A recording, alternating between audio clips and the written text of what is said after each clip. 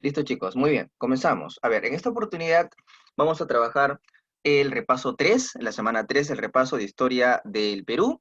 Vamos a recordar algunos puntos importantes en historia del Perú. Por ejemplo, el día de hoy vamos a trabajar sobre el primer militarismo, que es la época inicial de la República del Perú, llamado así por el historiador peruano Jorge Basadre, ¿verdad? El primer militarismo. También vamos a recordar acerca de la llamada Confederación Perú-Boliviana, que vendría a ser el primer proyecto político de desarrollo nacional. También vamos a recordar el día de hoy sobre la llamada prosperidad falaz, conocida también como la era del guano. Repito, prosperidad falaz o también llamado el boom guanero. Luego hablaremos sobre el primer civilismo, que es la época en la cual, después de la independencia, por primera vez los civiles tendrán el control del Estado, el llamado primer gobierno civil. Luego vamos a ver el desarrollo de la Guerra del Pacífico, conocido también como la Guerra del Guano y el Salitre, para finalmente hablar sobre la reconstrucción nacional, conocido también como el segundo militarismo o la reconstrucción nacional. Hay que recordar, muchachos, que todo esto que vemos en la imagen representa a la historia de la República del siglo XIX, es decir, los años de 1800. Entonces, en esta oportunidad, vamos a hablar acerca del siglo XIX, ¿ok? La historia de la República de 1800. Y para comenzar acerca de la historia de la República, bueno, vamos a recordar algunos puntos importantes y vamos a comenzar. Vamos a comenzar y vamos a hablar acerca del primer militarismo, ¿no? A ver, el primer militarismo, llamado también la época de los inicios de la vida republicana. ¿Cuáles son las características de esta época del Perú? Bueno, vamos a ver algunas características, ¿ok? Por ejemplo, entre las características económicas de los inicios de la vida republicana, tenemos que se da una crisis económica. Luego de las guerras de independencia, el Perú está estancado económicamente. La agricultura arruinada, ya que cientos de indígenas fueron a luchar en las guerras de independencia en las distintas batallas, dejaron los campos de cultivo y faltaba mano de obra, generando una escasez de producción agrícola. Crisis en la minería. De igual forma, los centros mineros, al no tener mano de obra y al ser destruidos por tropas españolas para que los patriotas no se queden con los minerales, generó un estancamiento luego de la independencia. El comercio, de igual manera, producto de la guerra, durante los enfrentamientos, se bloquearon puertos, caminos, avenidas, circuitos comerciales que se van a ver afectados y van a generar que el comercio y el traslado de mercadería de un punto a otro quede paralizado. Esto va a generar una gran cantidad de crisis económica. ¿Ok, muchachos? Muy bien, entonces esto es en el aspecto económico. Luego vamos a hablar acerca de otra característica. También hay que recordar acerca de la llamada situación de, ¿de qué podemos recordar? Bueno, podemos hablar también acerca de la deuda, ¿no? Tenemos deuda externa y deuda interna. La deuda externa, países como Inglaterra; la deuda interna, países, en este caso, la población ciudadana del Perú. A ver, me confirman por, por interno, por favor, chicos, si se escucha bien. A ver si me pueden confirmar por interno. Yo sí me escucha bien, porque Ingrid me dice que escucha entrecortado. A ver, ¿alguien más se escucha entrecortado o todos me están escuchando bien? A ver, Valeria dice que escucha todo bien, Estrella dice todo bien, Napa escucha todo bien. O sea, ¿no me están escuchando entrecortado? Puede ser el internet de algunos, ¿verdad? Sí. Lo voy a poner en público el chat para que vean que sus compañeros... eh, vamos a ponerlo en público, ¿ya? A ver, ahora sí. A ver, fíjense ustedes, chicos. Vamos a poner el chat. Todos en público. Listo. Ya está. Ahora sí, les pregunto de nuevo, muchachos. Confírmenme quiénes me escuchan bien, por favor, por el chat. Me confirman quiénes se escuchan bien por el chat para que todos sus compañeros vean. Bueno, estamos viendo que la mayoría nos está escuchando bien.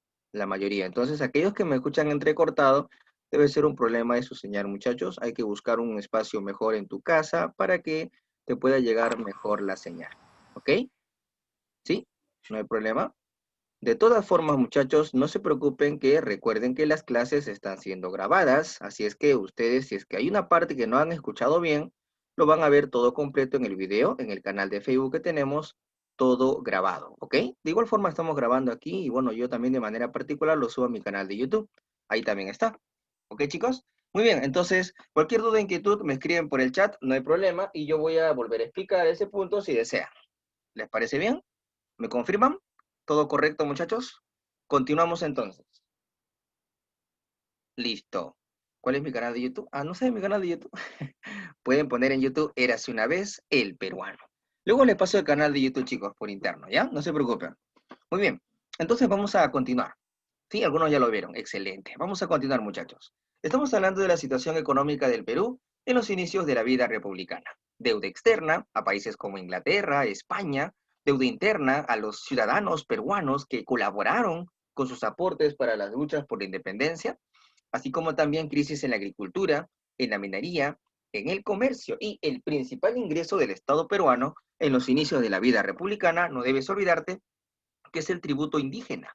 El tributo indígena, llamado ahora contribución personal, se va a convertir en el principal ingreso económico del Estado peruano.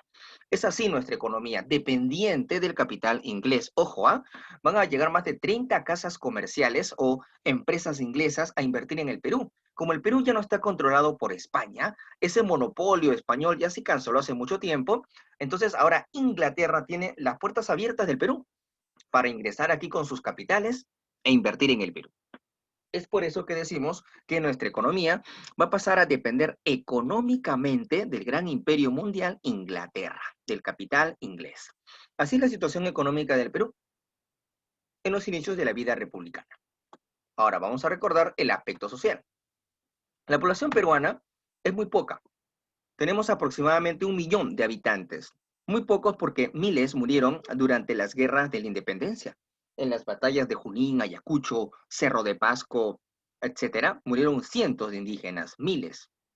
Entonces, hay un descenso poblacional muy fuerte.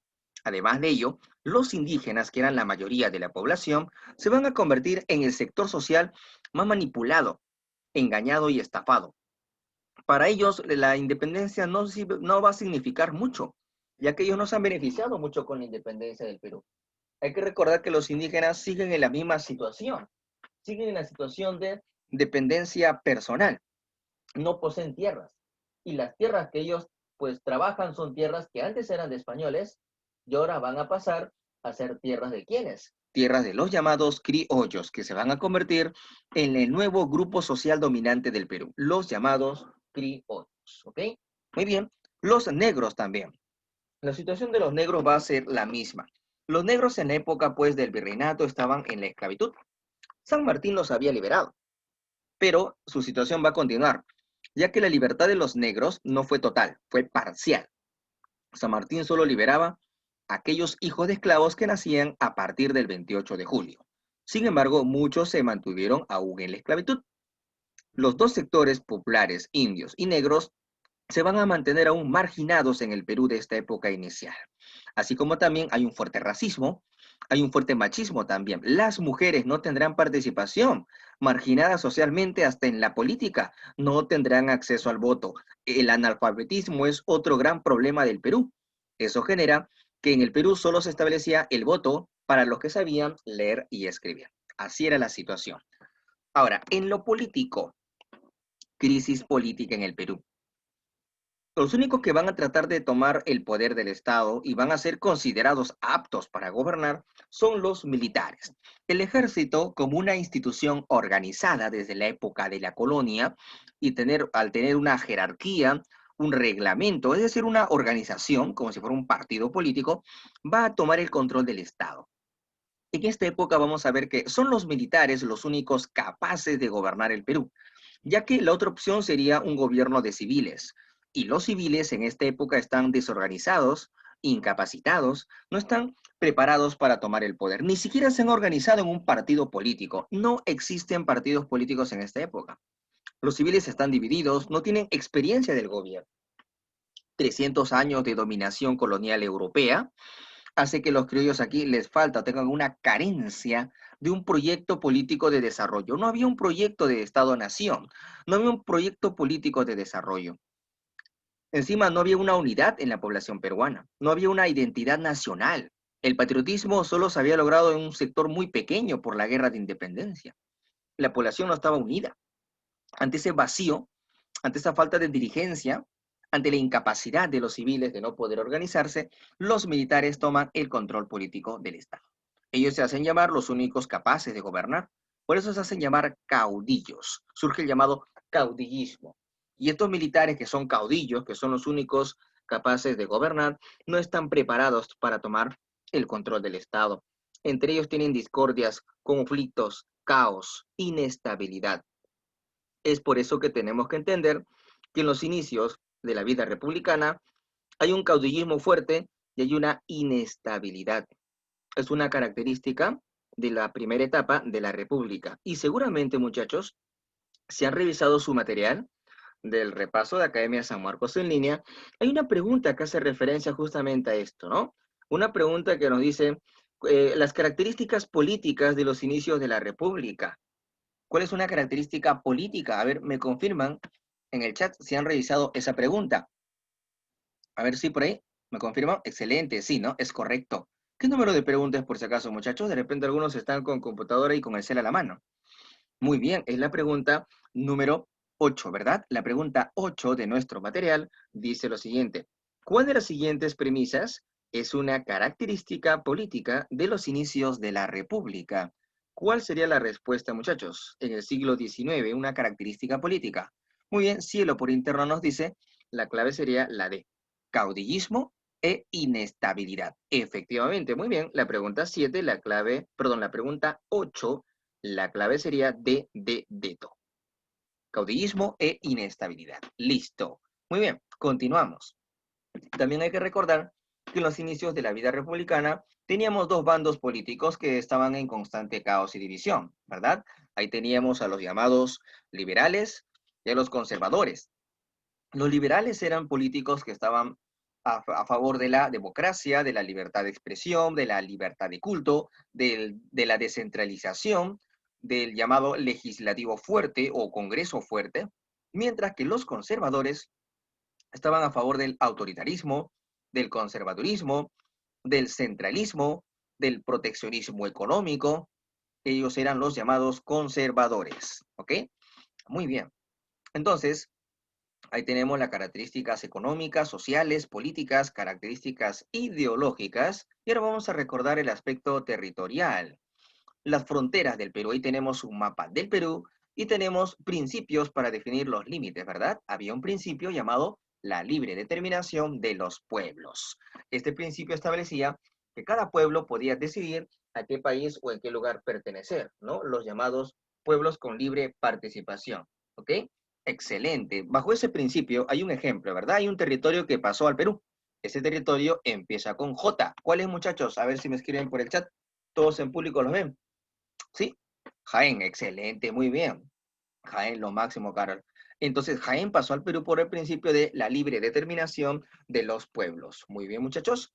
Y el siguiente principio se llama el uti possidetis. El uti possidetis establecía que aquellas tierras que controló el Perú durante el virreinato van a seguir siendo parte del Perú, ahora en la etapa de la República. Tierras que había adquirido el Perú en el virreinato hasta el año 1810. Si el Perú adquirió tierras después de 1810 en pleno virreinato, esas tierras ya no sirven. ¿Por qué? Lo que pasa es que después de 1810, los límites de las audiencias del virreinato del Perú y América del Sur se modificaron. Estaban divididos, fragmentados por las guerras y constantes rebeliones criollas. Es así que se pone como fecha límite el año 1810. Si el Perú, repito, tenía tierras en el virreinato, la audiencia de Lima hasta el año 1810, todas esas tierras deberían de ser del Perú en la época de la República. Es así que con este principio, este territorio que se llama Maynas, que está acá, Maynas va a pertenecer al Perú, según el principio del uti possidetis. Muy bien, entonces aquí tenemos a los dos principios. Y justo tenemos, me parece, una pregunta en nuestro material acerca de los principios. Y sería la pregunta, a ver si me confirman, hay una pregunta sobre los principios en nuestro material de academias Grupo San Marcos en línea. A ver si me confirma, por favor. Hay una pregunta acerca de los principios de las fronteras. Sí, ¿verdad? Es la pregunta número 12. A ver si puedes revisar la pregunta 12, muchachos. En la pregunta 12 dice, principio de posesión colonial adoptado por las nacientes repúblicas hispanoamericanas del siglo XIX. ¿Cuál es el principio de posesión colonial adoptado por las nacientes republicanas? A ver, principio de posesión colonial, o sea, vas a poseer lo que tenías en la época de la colonia. ¿Cuál sería la respuesta? La clave sería muy bien D. ¿D de qué? D de dedo. Muy bien. La respuesta sería uti possidetis, que significa posee lo que posee. Así como poseen, poseerán.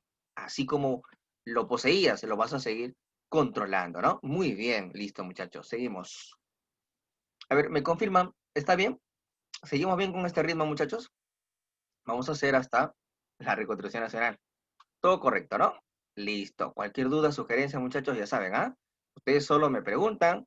Si quieren, utilizan micrófono o si quieren, escriben por interno, no hay problema. Algunos son tímidos, no hay problema. Escribes cualquier duda, sugerencia sobre los puntos que estamos tratando, ¿ok? Si tienes alguna pregunta del siglo XX, te recomendaría que la hagas en la siguiente clase que vamos a hacer siglo XX. Como hoy día vamos a hacer todo siglo XIX, nos pueden hacer todas las preguntas del siglo XIX, ¿ok? Para que sea con la clase que estamos haciendo el día de hoy.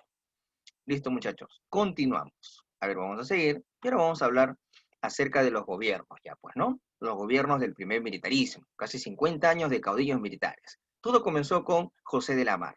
José de la Mar es el primer presidente legal, constitucional, de la República, del primer militarismo, elegido por el Congreso, dirigido por Luna Pizarro. Y aquí tenemos que recordar algo del Congreso, ¿no?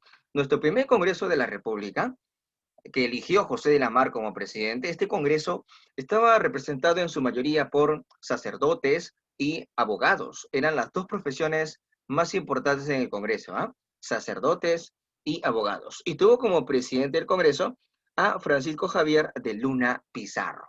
Esas son características de nuestro primer Congreso. Muy bien.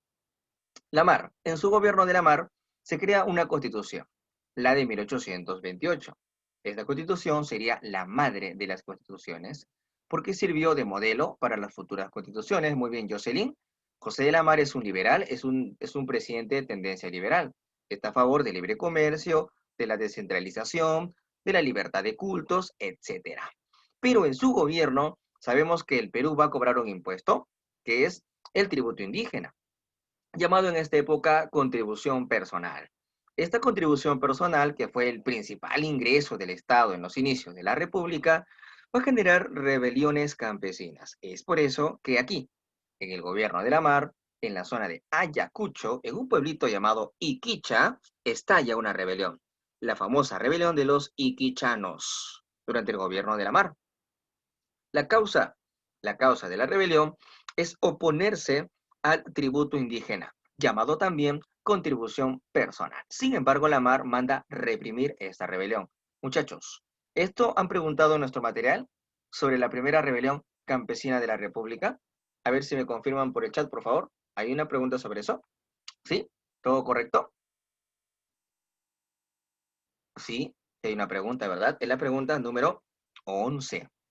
Muy bien, para los que tienen a la mano un celular, vamos a revisar la pregunta 11 de tu material. ¿Todos con la pregunta 11? Sí, ahí dice la 11. La rebelión de los iquichanos en Ayacucho durante el gobierno de José de la Mar se dio a causa de qué. ¿Cuál sería la respuesta, muchachos? A ver, lánceme la respuesta. Pregunta 11. La clave sería, muy bien, excelente Carol, muy bien Lorena, lo máximo Julio. La respuesta sería, excelente medición, es D, D de dedo. La clave sería el tributo indígena, también llamado contribución personal. Muy bien muchachos, seguimos entonces. Ahora vamos a ver aquí un mapa. El Perú de la época, en el norte una frontera, un límite, la Gran Colombia. La Gran Colombia era la unión de tres pueblos, Ecuador, Colombia y Venezuela, todo unido por Simón Bolívar. El Perú tendrá nuestra primera guerra de la República contra ellos, contra la Gran Colombia. Profesor, causa de la guerra. Fácil. Bolívar nos quería quitar el norte, Tumbes, Jaén y Maynas. El Perú buscaba recuperar el norte, la zona de Guayaquil, que pertenecía al Perú por el principio del uti possidetis, posee lo que poseías. Finalmente, en esta guerra se da una de las batallas más importantes, que es la batalla del Portete de Tarqui. Durante la guerra, la mar va a tener que hacer una tregua, y en esa tregua será acusado de traidor, y a la mar le dan golpe de Estado. ¿Quién le da golpe de Estado? Agustín Gamarra. Agustín Gamarra es un presidente autoritario, conservador. Él da golpe de Estado, y lo que hace Gamarra, pues lógicamente, es modificar la situación del Perú. Con él se acaba la guerra contra la Gran Colombia. Se firma el tratado Larrea-Gual, que está por aquí. Con el tratado Larrea-Gual, vamos a ver que el Perú renuncia a reclamar el territorio de Guayaquil, con el tratado Larrea-Gual. Entonces, con Gamarra se termina la guerra. Y también con Gamarra se hace un nuevo tratado de frontera o límite, el tratado con Ecuador, llamado Tratado Pando-Noboa. También Gamarra, estando en el poder, vamos a ver que en una ocasión un parlamentario llamado Francisco de Paula González Vigil, el que vemos aquí, lo va a criticar, lo va a cuestionar en frente de todos. González Vigil lo va a acusar ¿de qué? De ser un tirano, un déspota, un autoritario, un dictador. Finalmente González Vigil le dijo, yo debo acusar, yo acuso. Fueron las frases de un liberal criticando a un presidente conservador. Esto demostraba enfrentamiento entre liberales y conservadores. Y esto es una pregunta de nuestro material, ¿verdad, muchachos? A ver si me confirman por el chat. ¿Es una pregunta del material, sí o no? Sí, excelente, Estrella. Muy bien. ¿Qué número de preguntas será? A ver si lo revisas en tu material. Es una pregunta número 9, ¿verdad? Es la número 9. Gracias, Jocelyn. Muy bien, cielo. Ya sacaron la clave. La pregunta 9 dice, ante el autoritarismo de Agustín Gamarra, algunas voces se levantaron desde el Parlamento. Por ejemplo, ¿quién? Francisco de Paula González Vigil. Excelente con su frase, yo debo acusar, yo acuso. Muy bien, muchachos. Entonces aquí tenemos, pues justamente esta respuesta. Muy bien, nos pregunta por aquí, Carol, ¿en qué se diferencia el liberal del conservador en lo económico? Muy bien. El liberal en lo económico plantea un libre comercio, apertura de libre mercado, con potencias como Inglaterra. El conservador plantea un proteccionismo económico. El conservador quiere proteger, cerrar el mercado, a lo mucho hacer un comercio binacional con un vecino que es Chile. Esa es la diferencia entre los liberales y los conservadores. Y sobre esa diferencia acerca de qué es mejor si proteger nuestro mercado o qué es mejor, en este caso, permitir el ingreso de productos extranjeros que podrían generar o en este caso afectar, ¿no? Vamos a ver que justamente hay algo importante sobre eso, ¿no? La pregunta, hay una pregunta sobre esto, ¿no? Claro, Diana, los proteccionistas conservadores suben aranceles, claro, no quieren un mercado internacional. Y tenemos una pregunta sobre eso, muchachos, la pregunta número 3. En la pregunta 3 tenemos un texto que hace referencia al libro de Flora Tristán.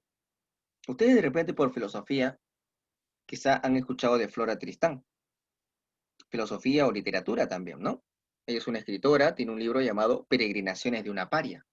Flora Tristán es una de las primeras feministas del mundo, una de las primeras feministas, esto es para las chicas, ¿no? Flora Tristán. Ella estuvo en esta época, en Lima, en el Callao, y llegó a conocer a la esposa de Gamarra, a la señora La Mariscala, su nombre Francisca de Subiaga. Dos mujeres de gran poder se encontraron en el puerto del Callao y conversaron en un barco anclado. Flora Tristán, la primera feminista, y La Mariscala, dos mujeres de armas tomar. Conversaron acerca de la economía del Perú, que era lo mejor. Y aquí vamos a ver un fragmento de la conversación que dice, nuestro sistema, señorita, es el de la señora Gamarra. Cerraremos nuestros puertos a esa multitud de barcos extranjeros que vienen a infestar nuestro país con toda clase de mercadería, que venden a tan bajo precio que la última de las negras puede pavonearse adornada con sus telas. Usted comprende, la industria no podrá nacer en el Perú con semejante concurrencia. Estas líneas de Flora Tristán en su libro Peregrinaciones de una paria, ¿qué conclusión nos da a entender? ¿Qué pasaba en el Perú a nivel económico? Entre esas posturas, ¿qué había? Se mantuvo una pugna entre el librecambismo y el proteccionismo. Excelente. ¿Cuál sería la respuesta? Pregunta 3. Clave C de casa. ¿Es correcto, muchachos? A ver, ¿me confirman? Confirmen. ¿Está bien esa clave? ¿Sí? Claro. Muy bien. Es correcto, muchachos. La clave sería C de casa. Listo, chicos. Muy bien. Continuamos entonces. Continuamos. Y ahora vamos a hablar acerca del siguiente gobierno, Luis José de Orbegoso. En el gobierno de Orbegoso, él fue elegido por la Convención de Partidos. Él creó otra constitución, la de 1834. Él es de tendencia liberal, elegido por el Congreso, por el Parlamento. ¿Ok? También durante su gobierno estalla la Primera Guerra Civil, una guerra entre peruanos, ¿verdad? La guerra entre liberales y conservadores, guerra entre peruanos. ¿Contra quién se enfrenta? Orbegoso se enfrenta contra Bermúdez. Bermúdez había sido un candidato a las elecciones en el Congreso, pero él perdió. Y lógicamente Bermúdez no acepta su derrota, no reconoce a Orbegoso como victorioso y le hace la guerra. Bermúdez se parece a Lapra cuando perdió las elecciones contra Sánchez Cerro en el 31. Cuando ella la Torre perdió contra Sánchez Cerro, el APRA no reconoció la victoria de Sánchez Cerro y le declaró la guerra. Igualito acá. Entonces Bermúdez no supera su derrota y acusa a Orbegoso de gobierno ilegal y le hace la guerra. Guerra civil. Es la primera guerra entre peruanos. Eso se llama una guerra civil. Finalmente hubo una tregua, ¿no? Se hizo el llamado Abrazo de Maquinguayo, que es una tregua política entre los dos bandos, liberales y conservadores. A pesar de eso, a Orbegoso le dan golpe de Estado. ¿Quién? Su amigo Salaverry. Felipe Santiago Salaverry se convertiría con su golpe de Estado en el presidente más joven del Perú. A la edad de 29 años estaría asumiendo el poder político. Salaverry, durante su gobierno, vamos a ver que va a tratar de mantenerse en el poder. Crea una ley importante que es la ley de pena de muerte a cada funcionario corrupto del Perú. Así como también con Salaverry, estalla otra guerra civil. Salaverry se va a unir con Gamarra, ambos autoritarios, ambos conservadores. Orbegoso pide apoyo a Bolivia. Orbegoso, para recuperar su poder, pide apoyo al presidente de Bolivia, que era Santa Cruz, Andrés de Santa Cruz. Finalmente tenemos aquí una guerra. Esta guerra la va a tomar Salaverry como una guerra contra Bolivia. Para Salaverry es una guerra contra Bolivia. Por eso Salaverry declara la guerra a muerte a Bolivia. Salaverry dice, vamos peruano, tráeme la cabeza de un boliviano y haz patria. Así hablaba Salaverry, declara la guerra a muerte. A pesar de eso, vamos a ver que durante la guerra, esta sería la segunda guerra civil, tenemos batallas como Yanacocha, Uchumayo, Socabaya. La última es Socabaya. Salaverry será capturado. Gamarra huye a Chile. Y en ese proceso, vamos a ver que Salaverry finalmente será fusilado en la plaza de armas de Arequipa, ¿no? Luego de eso, miren qué se viene. ¿Quiénes han ganado la guerra? Esta guerra lo ha ganado Orbegoso y el presidente de Bolivia, Santa Cruz. Ellos tendrán un proyecto, unir Perú y Bolivia en uno solo. ¿Cómo se llama eso, muchachos? La Confederación Peruano-Boliviana, ¿verdad? La unión de Perú y de Bolivia. Entonces va a haber ese proyecto. Hay que unir Perú y Bolivia. Las fronteras deben de eliminarse. Y se va a convocar una unión. El presidente de Bolivia, Andrés de Santa Cruz, es uno de los más interesados en unir Perú y Bolivia en la Confederación. Para unir Perú y Bolivia se tuvieron que hacer reuniones o asambleas. Por ejemplo, el Perú, para hacer la unión con Bolivia, se partió. Lo que pasa es que había una zona del Perú que sí quiere la confederación y otra zona no. Vemos aquí, por ejemplo, el sur del Perú sí quiere la confederación, porque tienen lazos de hermandad, lazos comerciales, lazos territoriales, lazos culturales con Bolivia. Entre el sur del Perú y Bolivia hay bastantes lazos, y eso pues lógicamente refuerza el interés y la ambición. Además, el sur del Perú y Bolivia que querían hacer acá es fortalecer los puertos. Ellos son liberales, Bolivia también. Ellos quieren hacer una unión fuerte y hacer un comercio importante con el mundo. Y los liberales quieren hacer un libre comercio, libre encambismo, con Inglaterra, por ejemplo, una gran potencia. Eso es lo que están interesados estos señores. Quieren hacer un mercado fuerte para impulsar el comercio con Inglaterra. Sin embargo, los del norte del Perú eran conservadores. Ellos no quieren un comercio con Inglaterra. Ellos quieren un comercio cerrado, proteger la industria. Pero lo mucho ellos tenían un contacto con Chile, eso sí, tienen arreglos comerciales con Chile. Los chilenos dependían de los del norte del Perú. Tenían acuerdos por lo bajo. Ellos eran proteccionistas, querían proteger el mercado, a lo mucho hacer un comercio con Chile, comercio binacional. Proteccionista, comercio binacional. En cambio, el sur, liberales, comercio con la potencia inglesa, Inglaterra. Son dos posturas distintas, ¿se dan cuenta? Son dos posturas económicas distintas. Al unir Perú y Bolivia, se va a reforzar ese comercio liberal. Pero ¿quién se va a oponer a la unión de Perú y Bolivia? ¿Qué zona del Perú se va a oponer? El norte, porque el norte depende de un comercio más con Chile. Claro, el norte y Chile, el norte del Perú y Chile también se opone, lógicamente. ¿Por qué, cielo? Porque al unir Perú y Bolivia, se va a formar un inmenso estado, y este inmenso estado va a romper el equilibrio continental de América del Sur. Es por eso que Chile está asustado. El norte no quiere también porque se afecta su costumbre económica. Había una costumbre económica. El norte hacía un comercio con Chile siempre, era un comercio cerrado. Ningún país de esta región quería hacer un libre comercio con Inglaterra, ¿no? Había esa mentalidad. Pero ¿en qué momento quieren hacer un libre comercio? Cuando el Perú y Bolivia se van a juntar, tienen la intención de hacer un libre comercio y romper ese patrón, esa costumbre antigua que había en América de solo hacer proteccionismo. Se rompe. Claro, muy bien. Argentina también se opone, claro, Argentina también. Lo que pasa es que la unión del Perú y Bolivia rompen el equilibrio continental de América del Sur. Por eso va a haber cierta oposición, recelo, temor, ¿verdad? Muy bien, entonces eso es lo que pasa aquí. Finalmente, vamos a ver que el más interesado en acabar con esta unión va a ser Chile. A pesar de que hubo reuniones, en Huaura, Sicuani y Tapacarí hubieron asambleas para hacer la unión de Perú y Bolivia. La última reunión se dio aquí, en la ciudad de Tacna. En Tacna se dio el Congreso Final, donde se decide unir a Perú y Bolivia en el Congreso de Tacna. Y se establece que el jefe de todo, ¿quién va a ser? Andrés de Santa Cruz. El boliviano va a ser el protector de todo. ¿Ok? Muy bien. Ah, sí, no hay problema. Vamos a configurar. Listo. Muy bien, chicos. Entonces, continuamos. Santa Cruz es el que establece aquí el llamado la ley de puertos libres, una ley que establecía que los puertos de Perú y Bolivia, al estar unidos, van a hacer un comercio libre con Inglaterra, afectando bastante a Chile, afectando bastante a Argentina. ¿Ok? Muy bien. Listo, muchachos. Continuamos. Luego de esto, ¿qué vamos a ver? Finalmente, Chile se opone, es uno de los mayores opositores, repito, ¿ah? Vamos a repartir al Perú, ¿ya? ¿En qué parte del Perú están los liberales que sí quieren la confederación y el libre comercio? En el sur están los liberales. ¿Dónde están los conservadores? En el norte están los conservadores. Eso no te olvides. Muy bien. Seguimos. A ver, vamos a continuar. Y ahora vamos a decir lo siguiente.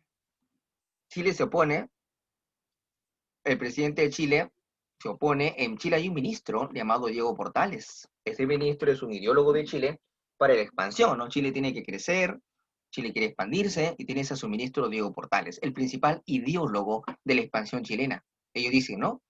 Chile obtiene lo que quiere por la razón o por la fuerza. Excelente, la llamada doctrina Portales. Muy bien, Carol, la doctrina Portales. Entonces Chile viene y nos hace la guerra. El pretexto de Chile para hacer la guerra es decir que Chile ha mandado, perdón, del Perú se ha enviado una expedición a Chile a tratar de generar caos y golpe de Estado, cosa que sí se había dado en realidad. Pero la causa real de por qué Chile nos hace la guerra es porque la ley de puertos libres y la unión de Perú y Bolivia rompían el equilibrio y las costumbres económicas del pasado, afectaban al comercio con Chile. Y Chile prepara expediciones, tropas militares. La primera expedición en Paucarpata se va a llamar Primera Expedición Restauradora.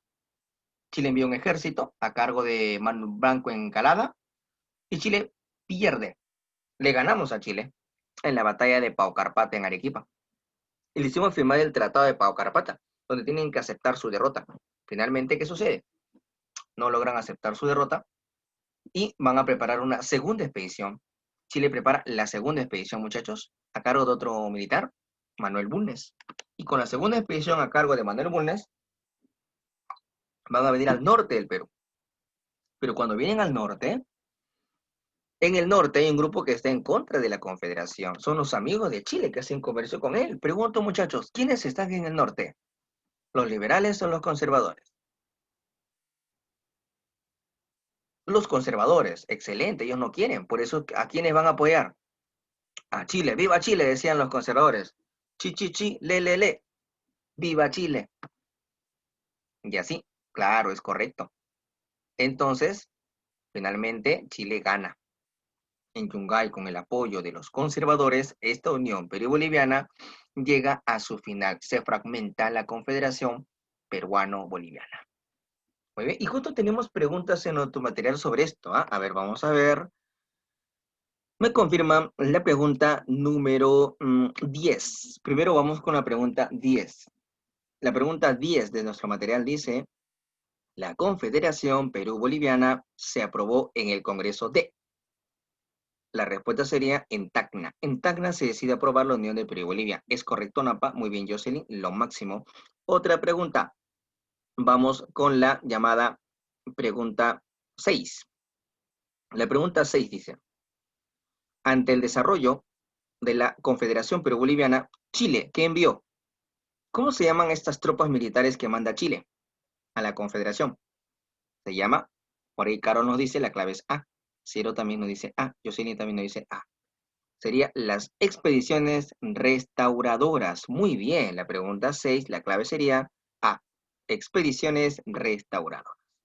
Ahora tenemos la pregunta 13. A ver, vamos con la 13, la 13. La pregunta 13 dice: sector peruano que apoyó al ejército chileno para terminar con la Confederación Perú-Boliviana. ¿Quiénes son? ¿Los liberales o los conservadores? ¿Quiénes apoyaron a Chile? Los Conservadores. Excelente, muy bien la iniciativa de utilizar el micrófono, muchachos, señoritas, excelente, lo máximo, qué bonito. Claro, los conservadores, excelente, ya tienen su ingreso asegurado. Entonces la respuesta sería 13, D de dedo, conservadores. Vamos con la pregunta 7, muchachos, la 7, la 7. La 7 dice: la destrucción de la Confederación Peruano-Boliviana en Yungay. Ahí está en el mapa, ¿no? Yungay fue la última batalla. Dice, por el éxito restaurador, tuvo como causa. ¿Cuál es la causa de la victoria chilena en esta última batalla, que es Yungay? Por ahí me dicen, profesor, Carol me dice que la clave sería B. Y la B dice, el colaboracionismo de los conservadores peruanos a los chilenos. Apoyo de conservadores, ¿verdad? Es correcto, muchachos, muy bien. La 7 sería, entonces, B de beso, lo máximo. 7, B de beso. Excelente, muchachos. Muy bien, continuamos, seguimos explicando. Luego de la Confederación, ¿qué sucede? Bueno, vamos a ver que ahora se van a experimentar nuevos cambios. ¿Cuáles son los nuevos cambios que se dan luego de la Confederación? A ver, vamos a ver aquí los siguientes. Restauración. ¿Qué es la restauración? Bueno, eso es lo que se da después de la Confederación. Gamarra ayudó a restaurar el mapa. Gamarra va a tener su segundo gobierno. Gamarra va a intentar invadir Bolivia en su segundo gobierno después de la Confederación y lo matan los bolivianos en Ingavi. Cuando muere Gamarra, se genera un caos en el Perú, la llamada anarquía militar. ¿Qué es la anarquía militar? Es el periodo de mayor caos político de los inicios de la vida republicana. Tenemos a varios al mando: Menéndez, Torrico, Vidal, Figueroa, ahí falta Domingo Elías, y finalmente Vivanco. Vivanco es el último de la anarquía militar. Es una época de caos, y Vivanco y la anarquía militar llegan a su fin, cuando aparece el soldado de la ley, el constructor de la república, el que hace la Pax Andina. ¿Quién? Ramón Castilla y Marquesado. Este hombre que nació en Tarapacá, este hombre de rasgo mestizo, este señor va a tomar el poder, da un golpe de Estado a Castilla contra Vivanco, este miembro de la aristocracia limeña que opinaba que solo los inteligentes deben gobernar el Perú, como si hubiera ingresado al cómputo. Entonces Castilla, ¿qué hace? Le da un golpe de Estado a Vivanco y Castilla en la batalla de Carmen Alto lo saca, lo derrota. Claro, muy bien, excelente, es correcto. Y así Castilla toma el poder. Y con Castilla se inicia otra época nueva, muchachos. ¿A qué época? Ahí está, la era del guano, conocido también como la prosperidad falaz.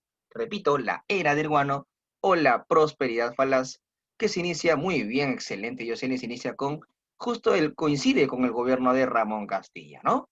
Muy bien, la prosperidad falaz, gracias a la exportación del guano, en un contexto de revolución industrial, cuando Inglaterra se convertía en la principal potencia exportando en la industria textil. Inglaterra necesitaba un abono natural, que es el guano del Perú de las Islas de Chincha. Esto se inicia con Castilla. En el primer gobierno de Castilla, en 1845, él aplica una ley para pagar la deuda a los peruanos que colaboraron en las guerras de independencia. Se hizo la ley de consolidación. Con esta ley se cancelaba la deuda contraída por el Estado en las guerras de independencia, pero no se culmina el pago en este gobierno. También con Castilla se crea un sistema de venta de guano que consiste en la consignación. ¿Qué es la consignación? Un sistema de venta de guano que consiste en contratar a un comerciante particular asociado al gobierno a cambio de obtener una comisión especial, ¿verdad? Entonces, este sistema de venta de guano se inicia desde el primer gobierno de Ramón Castilla con contratos como por ejemplo el contrato Gibbs, ¿ok? Es correcto, los consignatarios extranjeros. Es por eso que tenemos una pregunta de nuestro material sobre Castilla. Es la pregunta número 16. A ver si me confirman por el chat. Me buscan la pregunta 16 de nuestro material de Academia San Marcos en línea, porque tu ingreso es nuestro compromiso. A ver, en la pregunta 16 dice lo siguiente. Durante el espacio se entregó la comercialización del guano a un grupo denominado espacio. La respuesta sería el primer gobierno de Castilla se estableció el sistema de las consignatarios. Respuesta 16B. D de dedo. D de dedo. Muy bien, chicos. También con Castilla se moderniza el transporte y se adquiere el primer ferrocarril de América del Sur de ruta Lima y Calla. Bueno, eso es en el primer gobierno de Castilla. Luego vamos a ver otro hecho aquí. Rufino Echenique es el siguiente presidente. Con Echenique es un presidente conservador, pero es un presidente muy escandaloso, ¿no? Él trae alemanes para mejorar la raza en el Perú, entregó tierras a los brasileños, parte de la selva peruana, y con ese del famoso escándalo de la consolidación. ¿Qué es el escándalo de la consolidación? El pago de un monto del Estado a funcionarios públicos 3 veces más de lo que se tenía que pagar. Sabemos que mucha de la plata del guano se invirtió en mantener una corrupta burocracia estatal, civil y militar. Entonces, hubo un gran despilfarro fiscal y esto aumentó en el gobierno de Rufino Echenique. Ahí vemos una caricatura donde se refleja un animal que es el Perú, con el escudo nacional, siendo prácticamente absorbido, ¿no? Las riquezas, o sea, su leche, por funcionarios públicos del Estado. Claro, tiene título, muy bien, Napa conoce el título de esta imagen, se llama La Mamada. ¿Qué mamada? Lo exprimen al Perú, sí, lo están exprimiendo al Perú. Sí, muy bien muchachos, entonces justo esto es una pregunta que está en nuestro material. En nuestro material vemos una pregunta que tiene justo esta imagen, ¿no? Es especial para ustedes, ¿ah? Ojo que estos materiales de repaso lo hacemos solo para ustedes porque son, para mí, bueno, son mi salón favorito. Entonces yo les pongo justo la imagen que viene en su material. Y aquí nos dice, ¿no? ¿Qué significa esta imagen del gobierno de Echenique? ¿Qué representa? Bueno, lo que representa, ¿qué es? Es la explotación de los recursos del Estado. El Estado está siendo devorado, depredado, la plata del Estado está siendo depredada por los funcionarios públicos, ¿verdad? Muy bien, muchachos. La pregunta 19, la clave sería A. ¿A de qué? Bueno, puede ser A de agua, no. A de alianza, claro, no te olvides. Alianza. A de alianza. ¿Ok? Ya saben, chicos, ¿ah? Muy bien. Entonces, con esto es parte del gobierno del señor Echenique. Luego continuamos con el siguiente gobierno.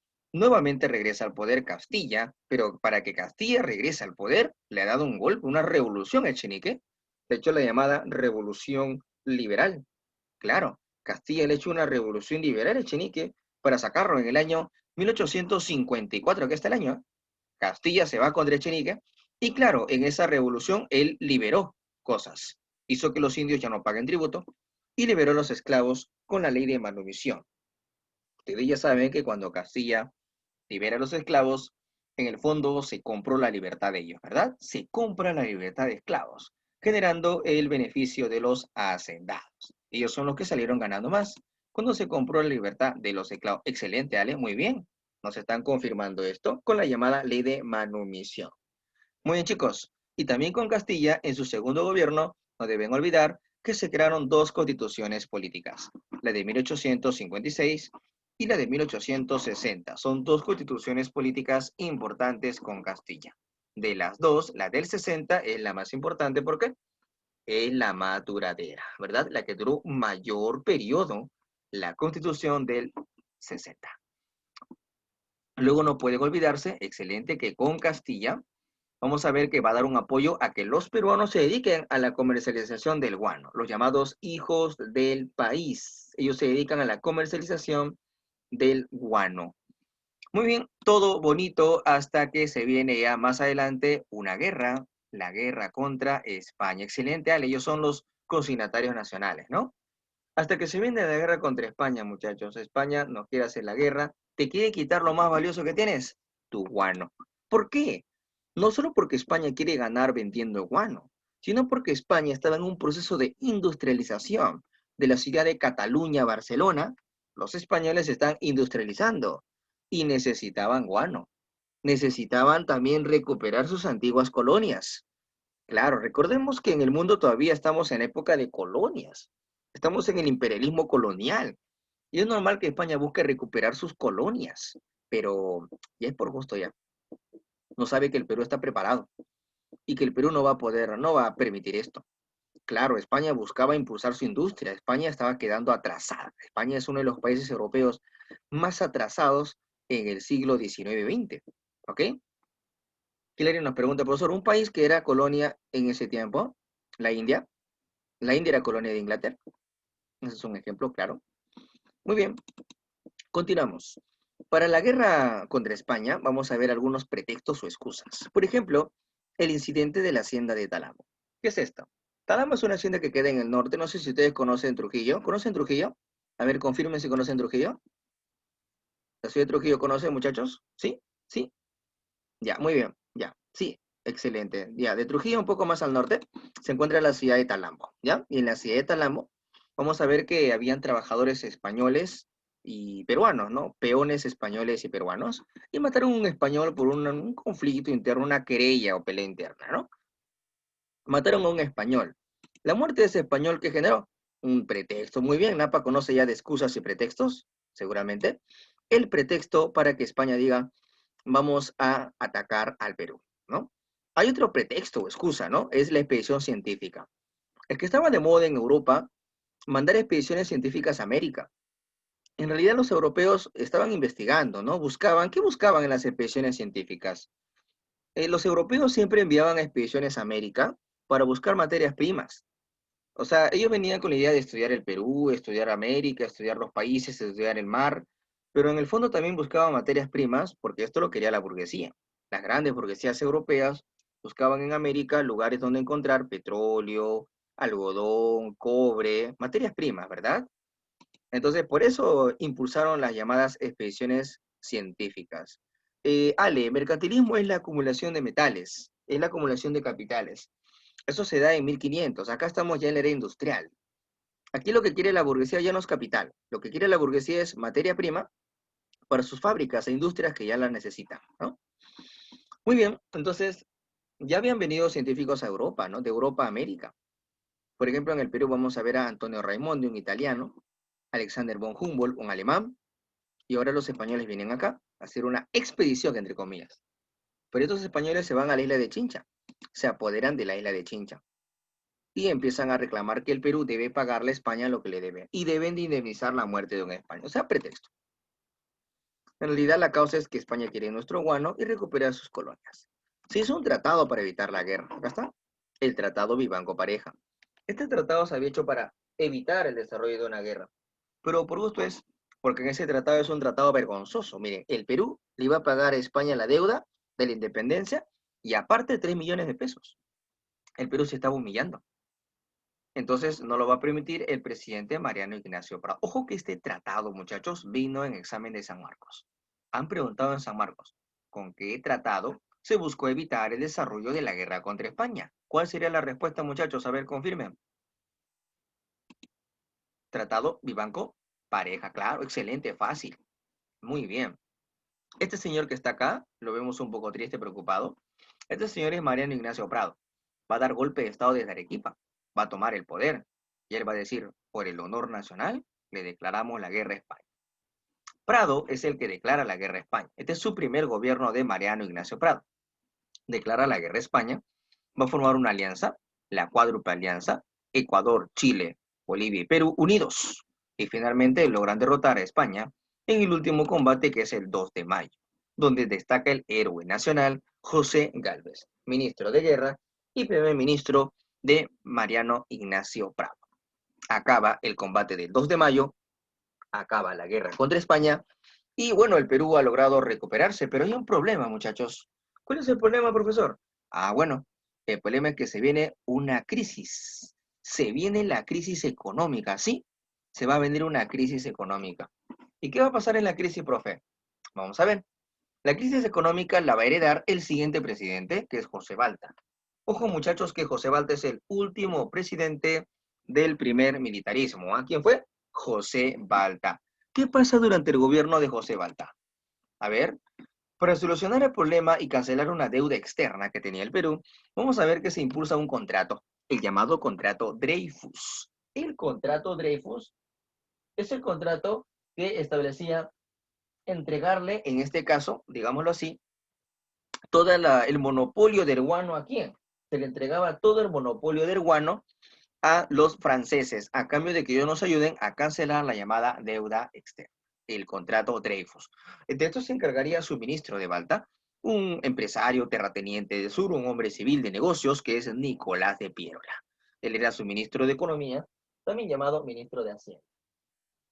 Entonces vamos a ver aquí al señor Piérola, que va a asesorar el contrato Dreyfus. Con este contrato, muchachos, ustedes saben que si se le da el monopolio del guano a Francia, se afecta a un grupo de peruanos que se dedicaban a vender guano. ¿Cómo le llamaban a ellos? ¿Se acuerdan a ver ustedes? ¿Cómo se llama este grupo de peruanos? Muy bien, Carón. Excelente, Ale. Muy bien. Los hijos del país. Excelente, los llamados hijos del país. Ellos se van a afectar con el contrato Dreyfus.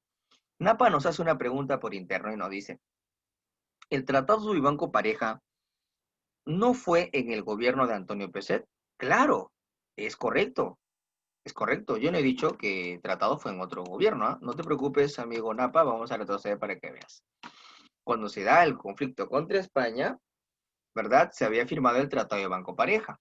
Es un tratado donde le íbamos a pagar a España. Pero ese tratado no se hizo con Prado, ¿ah? Yo lo que dije fue que Prado da golpe de Estado y se opone al tratado. El tratado lo había hecho, como bien lo dice su compañero Napa, el gobierno de Antonio Peset, otro gobierno que estaba antes. ¿Ok, muchachos? Muy bien, entonces eso es lo que está pasando acá. Ahora, luego de eso, ¿qué sucede? Bueno, todo correcto, no te preocupes, Napa, no te preocupes. Sigan preguntando, muchachos. Así nos ayudamos. Seguimos entonces. Ya, entonces los hijos del país, como se ve acá, ellos son los afectados con la firma del contrato Dreyfus. Lógicamente, al ser afectados con la firma del contrato Dreyfus, se van a organizar y van a tratar de crear un partido político y lo van a hacer. Van a crear un partido político ¿para qué? Para postular en elecciones. ¿Qué partido van a crear estos señores exconsignatarios? Van a crear el primer partido político de los civiles. ¿Cómo se llamará ese partido? A ver, ¿qué nombre le pusieron al primer partido político hecho por civiles? A ver, su imaginación llegó hasta el Partido Civil. Qué bonito. El Partido Civil, claro. Es que en realidad el nombre Partido Civil era para demostrar una diferencia abismal contra los militares, ¿no? Con eso estaban dando un mensaje a los militares. Ya nos cansamos de los gobiernos militares. Entonces los civiles van a tomar el poder. Claro, ellos podrían poner otro nombre al partido, ¿no? Podrían ponerle el partido, no sé, Cambio Siglo XIX, el partido Perú Podemos, algo así, ¿no? Pero no le pusieron partido civil, ¿no? Para hacer un antagonismo radical con el gobierno de los militares. Bueno, Balta entonces tiene dinero. ¿Qué haces con la plata, amigo? Cuando tienes dinero, ¿en qué te lo gastas? A ver, dime tú, si fueras presidente, ¿en qué te gastas el dinero? Lo que hacen estos gobiernos, deuda. Bueno, primero cancelar la deuda, sí, es correcto. Primero la deuda externa que tenía el Perú y luego tratar de impulsar una modernidad del país. Balta decía que con los ferrocarriles podíamos modernizar al Perú. Balta hizo una llamada política ferrocarrilera, la política de impulsar construcción de ferrocarriles. Y para eso contrató a este señor, un norteamericano, llamado Henry Meigs o Enrique Meigs. Es conocido como el Pizarro Yankee. Empresario de Estados Unidos, estafador en Chile, vino a Perú y Balta lo contrata, sin conocer su pasado. En Chile hacía una rifa. Estaba rifando una casa en Chile el señor Henry Bakes. A todos les cobró para boletos de la rifa. El día de la rifa, él se fue. No estaba. Y la casa no existía, no estaba su nombre. No hubo rifa. Así estafó a los chilenos de Santiago. Se vino a Lima y Balta lo contrata. Se pasa Balta. Le faltó asesoramiento a Balta. Así es, pues, ¿no? Como viene de afuera, gringo, norteamericano. Ah, no, no, no. Él es, contrátalo, es bueno. La clásica, ¿no? Claro, enaltecer al extranjero y opacar al nacional. Bueno, Valdes hacía, por eso es que Valdes dice, no, los cocineteros nacionales, no, no, no, mejor le damos a los franceses, ellos sí, ¿no? Muy bien, luego de eso, ¿qué sucede? Henry May, bueno, aquí también estafó al gobierno porque hizo gastos excesivos en algunas obras. Por ejemplo, para hacer las líneas ferroviarias del Perú, ordenó traer hierro desde Alemania, imagínense, hierro desde Alemania. Para trabajar en esto, estas rieles del tren que se hizo en el Perú, estos ferrocarriles, contrató mano de obra chilena para cubrir algunos problemas económicos que tenía en Chile. Imagínense, mano de obra chilena. Teniendo aquí peruanos para que trabajen, trae a los chilenos para que trabajen acá, con Balta. Es escandaloso ya, ¿no? Es demasiado. Por eso no me cae Henry Medio. Está enterrado aquí al frente de mi casa, muchachos. Al frente de mi casa, en el cementerio Presbítero Maestro, ahí está su tumba de Henry May. Yo lo veo y como que no sé, no lo saludo. Paso de frente nada más. Muy bien, continuamos. Entonces, eso pasó con Balta, ¿no? ¿Qué más ocurre con Balta? Bueno, vamos a ver otro aspecto, ¿no? Ya luego de Balta hay que recordar el proyecto civilista, ¿no? Los civiles. Los civiles que habían sido afectados por el contrato Dreyfus se organizan y postulan con su partido civil. Y cuando postulan, lógicamente va a llegar al poder el primer presidente civil del Perú. ¿Quién es el primer presidente civil del Perú, muchachos? Era un ex consignatario, ¿no? ¿Quién es este señor? A ver, me confirman por el chat, por favor. Ustedes saben todo ya. A ver, sí. Excelente, ¿no? Es el señor Manuel. ¿Qué Manuel? Manuel Pardo y Manuel Pardo y Lavalle, ¿verdad? Es correcto, muy bien, Manuel Pardo y Lavalle. Entonces, él llega al poder y Manuel Pardo y Lavalle va a tener un proyecto, un llamado proyecto civilista. ¿En qué consiste su proyecto civilista? Su proyecto civilista consiste en impulsar la educación, erradicar el analfabetismo, hacer que el indígena participe en la política. Esto era el proyecto civilista. Miren, impulsar la educación y respaldar al indígena. Lo que pasa es que Manuel Pardo era un hombre de negocios, era un hombre de una mentalidad a futuro. Para él la educación era muy importante. Era un hombre de una idea pragmática, ¿no? Y eso pasó aquí. Muy bien, excelente. Dayana nos dice que cuando Balta acaba su gobierno hubo una rebelión. Sí, es correcto. Para que Balta acabe su gobierno, hubieron primero elecciones donde Manuel Pardo gana. Manuel Pardo gana y Manuel Pardo tenía el proyecto civilista, ¿no? El proyecto de impulsar la educación, el proyecto de impulsar un trato correcto al indígena, darle oportunidades al indígena. Y en esos momentos, cuando gana Manuel Pardo, ¿qué sucede? Bueno, pues los hermanos Gutiérrez, como dice Stephanie, los hermanos Gutiérrez, que son sargentos, coroneles del ejército, se rebelan, se oponen a esta victoria, ¿no? Se rebelan, los Gutiérrez capturaron a Balta, lo matan a Balta, y bueno, casi matan a Manuel Pardo, pero Pardo fue protegido por Miguel Grau, que era su amigazo en el Callao. Grau lo protege a Pardo, y los hermanos Gutiérrez serán linchados por los limeños, ¿no? Los limeños linchan a los Gutiérrez, y así Manuel Pardo llega al poder, iniciando una época llamada el primer civilismo de Manuel Pardo, también llamado esa época la República Práctica. Pregunto, ¿cómo le llaman a su gobierno?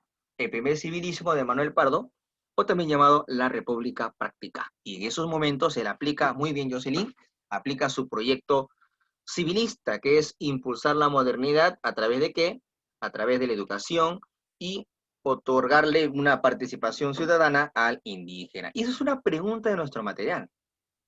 La pregunta número 17.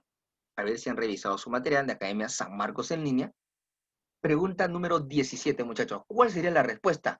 A ver si me confirman por el chat, por favor. Pregunta 17 dice, el proyecto, espacio, proponía un sistema de gobierno que estuviera sostenido en el fortalecimiento de las instituciones, lo que debía complementar con el desarrollo de una política que privilegiara la formación para el trabajo a fin de convertir a los en ciudadanos. La respuesta sería B. Muy bien, 19. B. ¿B de qué? B de blanquiazul. B de blanquiazul, muchachos, ¿ya? Muy bien, la pregunta 17 sería B de blanquiazul. ¿Ok, chicos? Muy bien, listo, están saliendo todas las claves, así estamos haciendo nuestro repaso, explicamos y damos las claves con el material. Muy bien, luego del primer civilismo, recordemos que se va a iniciar ya un periodo, un conflicto un poquito chocante, ¿no? ¿Se va a hablar de qué? De la llamada guerra, la guerra contra Chile. También llamada pues la guerra del guano y el salitre. La guerra contra Chile, la guerra del guano y el salitre, la guerra de los 10 centavos, guerra que tenemos preguntas en nuestro material también. Muy bien, vamos a hablar acerca entonces de esta guerra. Sobre esta guerra que tenemos que recordar. Primero, ¿qué es el salitre? ¿Por qué se llama guerra del guano y el salitre? El salitre es el nitrato de potasio y sirve también para crear pólvora. Servía como fertilizante y para la pólvora. Y tú sabes, muchacho, que la pólvora es importante para las guerras. Y estamos hablando de los años 1879, época del imperialismo, época donde las potencias industrializadas van a pelearse. Entre ellos se están peleando. Ya tienen guerras, ¿ah? Ojo que ya ha habido guerras, ¿no? La guerra de los Balcanes, por ejemplo. Son guerras que se estaban dando. La guerra franco-prusiana, también, ya había guerras entre potencias. Entonces, están armándose, están impulsando una carrera armamentista. Y para eso necesitan salitre, para la pólvora. Y en América del Sur, en estos dos lugares, que son Bolivia y Perú, Bolivia en Antofagasta, acá, y Perú en la zona de Tarapacá, en esos lugares hay presencia de salitre. Entonces, ese salitre va a ser ambicionado por las potencias como Inglaterra para su carrera armamentista. Pero no solo Inglaterra, vamos a ver aquí otro país que interviene también. Algo más, muchachos. Por ejemplo, en Bolivia, el salitre de Bolivia era explotado por empresas chilenas e inglesas. Había una fusión de capitales. Fusión de capital inglés y fusión de capital, en este caso, chileno. Esta fusión de capitales establecía unos lazos ya, ¿no? Unos lazos de hermandad entre los ingleses y los chilenos. Ahora, además, Inglaterra no va a hacernos la guerra en realidad, ¿no? Inglaterra va a usar a Chile para hacer la guerra, pero y Bolivia. ¿Por qué? Porque Chile tiene una clase gobernante sólida, fija, madura y estable. Algo que no se ve en Perú y en Bolivia, donde abunda y predomina el caos, la anarquía. En cambio, en el caso de Chile, ¿no? Vemos una burguesía sólida, expansionista, con una ideología definida de nacionalismo y Estado-nación, ¿no? Algo que no se ve en Perú y Bolivia. Por eso Inglaterra utiliza Chile. Inglaterra, al utilizar a Chile para provocarnos la guerra, va a buscar lógicamente excusas, ¿no? ¿Cuáles serían los pretextos o la excusa de Chile para atacar? Primero, lo siguiente. Chile sacaba salitre de Bolivia y pagaba 5 centavos por cada quintal o barril de salitre, pero Bolivia le aumenta el impuesto a 10 centavos. Este aumento de impuesto de 15 a 10 centavos, ¿qué va a generar? Bueno, este aumento de impuesto lo que va a generar es problemas. ¿Qué tipo de problemas? Bueno, problemas en el sentido de que Chile se niega a pagar, Chile no quiere pagar. Y si Chile no quiere pagar, lógicamente va a generar una excusa para que Bolivia le quite a Chile sus empresas. Automáticamente Chile decide invadir. Chile invade Bolivia. El 14 de febrero de 1879, Chile está invadiendo Bolivia. Chile, al invadir Bolivia, ya se están rompiendo lazos. Entonces, en esos momentos, el Perú se vería obligado a apoyar a Bolivia en una guerra. Si Chile ataca a Bolivia, Perú está preocupado, porque Perú y Bolivia habían firmado un tratado de mutua defensa. Sí, muy bien. Entre comillas, el tratado secreto, que no era nada de secreto, ¿verdad? Era un tratado que ya se conocía, solo que había una cláusula oculta, que según Chile decía que esa cláusula oculta planteaba que, en este caso, los peruanos y bolivianos se estaban uniendo contra Chile.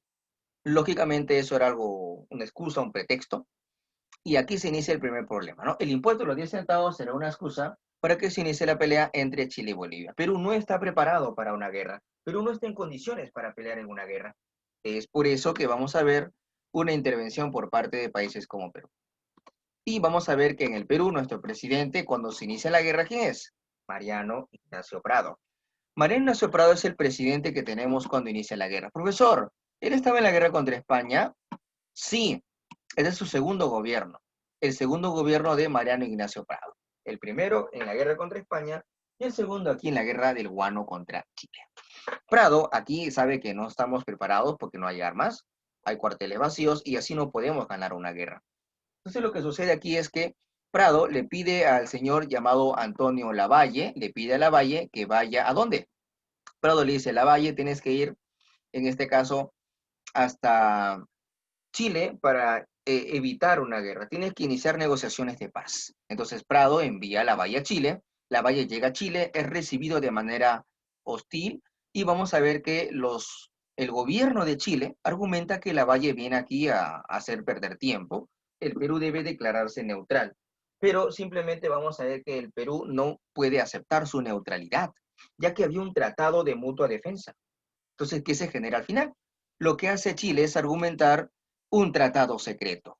Y este tratado secreto, que según Chile lo ha firmado Perú y Bolivia, es la excusa perfecta para que Chile nos declare la guerra. Finalmente, Chile nos declara la guerra. 5 de abril de 1879, Chile nos declara la guerra. Es así, el Perú intentó evitar la guerra, el Perú intentó evitar ser arrastrado a una guerra, pero vamos a ver que finalmente Chile nos declara la guerra. Estamos en guerra y la guerra se va a iniciar ahora. ¿Cuáles son los resultados, profesor? Miren aquí, esta es la situación aquí de los soldados durante la guerra. Soldado peruano, prácticamente descalzo con ojota participa en la guerra. ¿Se dan cuenta la diferencia? Soldado peruano, el boliviano pelea con ojota. El soldado peruano tiene unos zapatos, pero no son propios para pelear en una guerra. Con un zapato no vas a ir a pelear en una guerra, en la tierra, trocha. No vas a subir cerros y montañas en las guerras. Soldado chileno, botas de cuero. ¿Te das cuenta solo en el calzado la gran diferencia? Es que hay un apoyo económico muy fuerte al ejército de Chile por parte del imperialismo inglés. Inglaterra quiere asegurarse una victoria. Es por eso que ha financiado, no solo con barcos, sino también ha financiado con una logística muy adecuada, ¿no? Uniformes adecuados, armamento, cañones Krupp. Los cañones Krupp fabricados en Alemania, que eran los más modernos de la época, ahora los tiene Chile. El Lord Cochrane, el blanco encalada, acorazados, que tenía ahora Chile con dinero del imperialismo inglés. Muy bien. Y se inicia la guerra se inicia primero en el mar, la campaña naval. En la campaña naval dirigida por el Perú, a cargo de Miguel Grau, se inician los enfrentamientos. El objetivo de Chile es dominar el mar, bloquear los puertos del Perú y por el mar trasladar a sus tropas. Ahí vemos una foto de Grau, Lizardo Montero, Manuel Ferreiros y Aurelio García. Son héroes de la Marina de Guerra del Perú. Este señor es Grau, él es Lizardo Montero. Este señor va a ser presidente del Perú. Lizardo Montero va a ser presidente del Perú. El único marino presidente del Perú. Lizardo Montero, el único marino. Gobernó en Arequipa, pero solo de manera temporal. Muy bien, y luego tenemos a Ferreros y a Aurelio García García. Él fue el héroe del combate de Angamos también. Muy bien, el primer combate de la guerra es el combate de Loachipana, un combate, una escaramuza lejos, que es la prueba de cañones. Luego tenemos el combate de Iquique. 21 de mayo se da el combate de Iquique. En este combate de Iquique, vamos a ver que un barco peruano hunde un barco chileno. El Huáscar de Grau logra hundir la Esmeralda de Chile, mientras que el barco chileno, la Covadonga, logra hundir un barco del Perú, que es la Independencia. Vamos a ver finalmente que después del combate de Iquique, Grau se gana el respeto y el apelativo de Caballero de los Mares. Pero también vamos a perder el mejor barco. Vamos a perder la Independencia, que estaba bajo el mando de Guillermo More, que era el marino, el almirante de la Independencia. Finalmente, solo tenemos al Huáscar prácticamente en la guerra. Pero el Huáscar va a tratar de hacer las llamadas correrías del Huáscar. ¿Qué son las correrías del Huáscar? Es cuando el Huáscar se trasladaba de un punto a otro. Iba por las costas de Chile, por las costas de Bolivia, por las costas de Perú, y venía. Llegaba a Chile, bombardeaba las haciendas chilenas, capturaba algunas embarcaciones pequeñas de Chile, y luego retornaba al Callao. Iba y venía, ida y vuelta. A eso se llamaron las correrías del Huáscar. En ese sentido, el único objetivo de la Marina chilena era derrotar a Grau y al Huáscar. Era el único objetivo y no lo podían conseguir, ya que el Huáscar era una embarcación muy pequeña pero ágil y Grau, al tener a Grau como capitán, era difícil de capturar. Es por eso que al Huáscar le decían el barco fantasma. Si te preguntan, ¿a quién le decían el barco fantasma, muchachos? Al Huáscar. Muy bien, claro, excelente. Luego de eso, ¿qué sucede? Todo tiene su final, nada dura para siempre, hasta que todo termina justo con un choque. Miren, ahí justo Grau está un poco chocando. ¿Qué significa eso, profesor? Se viene la muerte de Grau. ¿Cómo se llama esto? El combate de Angamos. 8 de octubre de 1879 se va a dar el combate de Angamos, donde un cañonazo llega a la cabina de mando de Grau y Grau pues cae en combate. Se encuentra solamente la tibia de Grau, ¿no? Parte de la tibia de su hueso, y los chilenos se lo llevan como trofeo de guerra. Y ya más adelante recién retornará la tibia de Grau al Perú. En Angamos muere Grau, pero Grau luchó hasta el final para defender el mar peruano. Por eso el mar del Perú es el mar de Grau. Es el mar de Grau. El gran almirante, el Nelson del Pacífico, el que dirigió el barco fantasma, Miguel Grau Seminari. Muy bien. Entonces, luego del combate de Angamos, el mar ha sido tomado por los chilenos y ahora los chilenos van a iniciar la campaña terrestre. Vamos por tierra, dice Chile, y se inicia la campaña terrestre. Y el objetivo es ir a Tarapacá. Chile quiere ir a Tarapacá, al sur del Perú. ¿Por qué? Porque Tarapacá es el lugar donde se encuentra, ¿qué cosa, profesor? El salitre. Muchachos, ¿la guerra por qué es? Por salitre, ¿verdad? Entonces vamos a Tarapacá a encontrar el salitre. Y aquí la guerra es por eso. Entonces se van los chilenos a Tarapacá. Van a hacer desembarcos en la playa de Pisagua, 2 de noviembre. Primera playa desembarcada por los chilenos en el Perú. Se da la batalla de Pisagua. Está con héroe, el león de Pisagua, Isaac Recabarén, conocido como el león de Pisagua, ¿ok? Luego se da la batalla de San Francisco. Vamos a ver que en esta batalla los peruanos luchan contra Chile en San Francisco y también no pueden ganar, pierden. Pierden los peruanos, Chile continúa avanzando y se da la principal batalla, la batalla de Tarapacá. 27 de noviembre se da la batalla de Tarapacá. Esta batalla de Tarapacá será para el Perú nuestra primera gran victoria del sur. No se olviden, ¿ah? Es la primera gran victoria del sur, la llamada batalla de Tarapacá. En esa batalla le quitamos a Chile su bandera, su estandarte. El estandarte de Chile o la bandera de Chile será el primer trofeo de guerra del Perú. Le vamos a quitar. En esta batalla participa Cáceres, participa Bolognesi, Alfonso Ugarte, Miguel Iglesias, imagínense, todos ahí presentes. Es como que tú estés en Tarapacá, estás con miedo, temeroso, así como estás el día de tu examen de admisión, pero ves a tu costado a personas que te dan poder, apoyo y respaldo moral. Imagínate, estás con miedo y al costado, ¿a quién ves? A Cáceres. Que te dice, muchacho, tranquilo, yo te acompaño, yo estoy contigo. Al otro costado ves a Bolognesi. Tranquilo, Bolognesi te dice, yo te voy a cuidar, no te preocupes. Miran, ¿ah? Ves a Cáceres y adelante lo ves en su caballo Alfonso Ugarte. Listo ya con su caballo. Imagínate, ya. Entonces, ¿tú cómo te sientes? Aquí nadie me pasa nada. No te va a pasar nada, tú estás tranquilo. Es así, muchachos. Es como cuando antes había examen presencial, ibas a dar tu examen presencial, y ¿quiénes te acompañaban al costado por ahí? Iban tus profesores, ¿sí o no? Tus profesores de tu academia. Estaban ahí afuera en la puerta dándote ánimo. Eso era la costumbre de un examen, ¿no? En esta ocasión, como si hubiera un examen virtual, de todas formas vamos a estar ahí nosotros apoyando. Academia San Marcos en línea se va a conectar con ustedes, si es posible, unos minutos antes de su examen virtual. ¿Para qué? Para poderles darles un apoyo moral, un apoyo final, un mensaje de tus profesores, de tu plana de profesores que de repente estás empezando a agarrarle cariño y estima. Claro, de hecho que tenemos que darte un apoyo también, porque es importante para ti y ustedes son importantes para nosotros. ¿Ok? Muy bien, muchachos, seguimos mejor. Continuamos, sí, continuamos. Entonces, luego de la batalla de Tarapacá, ¿qué sucede? Hay cambios políticos. Y como hay cambios políticos, también tenemos preguntas que trabajar. Y es por eso que vamos a ver aquí la siguiente pregunta.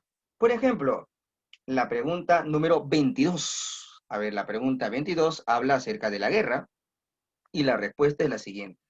Dice, la potencia europea imperialista involucrada en el conflicto del guano y el salitre y que favoreció el proyecto expansionista chileno fue ¿Cuál sería la respuesta, muchachos? Pregunta 22.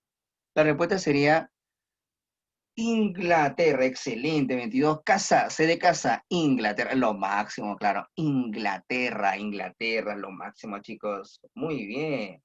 Seguimos, seguimos. Ahora lo que vamos a hacer es hacer la pregunta 23. A ver, vamos con la pregunta 23. Dice, presidente peruano al inicio de la guerra del guano y el salitre. ¿Quién nos gobernó al inicio? Justo hemos hablado hace rato. La respuesta sería ¿quién? Sería presidente que nos gobernó al inicio de la guerra. Sería ¿D de qué? De dedo, claro, ¿no? Ahí sería Mariano Ignacio Prado. Profesor, ¿ahí lo teníamos en la guerra contra España? Claro. Hemos dicho que Prado tuvo dos gobiernos. Uno en la guerra contra España y el otro aquí en la guerra contra Chile. ¿Ah? Cuando se inicia la guerra, el presidente es Mariano Ignacio Prado. Manuel Pardo no. Manuel Pardo solo firmó un tratado secreto y él ni siquiera llegó a la guerra. El tratado se firmó antes de la guerra, ese tratado secreto, ¿ah? Lo hizo Pardo y antes ni siquiera había guerra. O sea, él nos metió en un problemón y todo al final muere, lo matan. Y el que sí tuvo que estar en la guerra, en el inicio y luchando al principio fue Mariano Ignacio Prado, su segundo gobierno. ¿Ok? Muy bien. Listo. Ahora vamos a ver la situación del Perú. Cambios políticos en los países que luchan en la guerra.